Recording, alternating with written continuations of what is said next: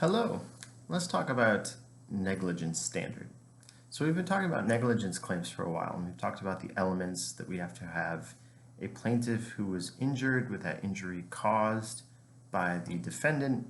The defendant has to have breached a duty, so harm, causation, breach, duty, 4 elements of a negligence claim. But now we're talking about negligence as a standard. So we talked before about how if we have no liability, that does not give good incentives for potential injurers to take the appropriate level of precaution because they don't really care if they hurt someone. They don't have to pay any compensation. Likewise, if we do strict liability, then injurers, potential injurers, are thinking about causing harm because they know they'll have to pay for it if they do. But potential victims have no incentive to take precaution to avoid the harm. So we can't get proper incentives for efficient level of precaution for both injurer and victim if we are using either no liability or strict liability.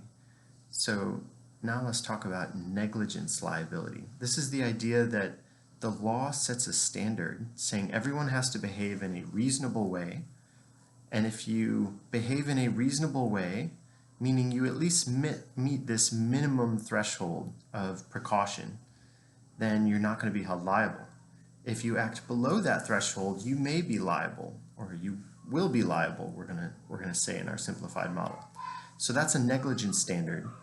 And as the slides talk about, if we set the negligence standard at the efficient level of care, that leads the cost minimizing injurer to minimize the precaution to that standard, and knowing that, it means the potential victims will end up taking the efficient level of precaution.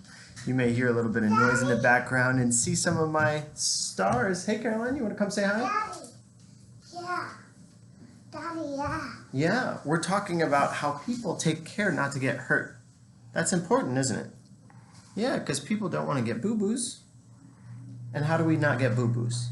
Not to fall down. Not to fall down. And how do we not fall? What do you say when you're trying to climb up somewhere? You usually say, I'm being careful. We have to be careful if we're doing something like climbing, don't we? And if we want to be really safe, we don't even climb at all. There are some places where Mommy and Daddy say, we shouldn't climb there, that's dangerous, right? Miss Mary and Miss Bickle always paint my hands. They always paint your hands when you do art time.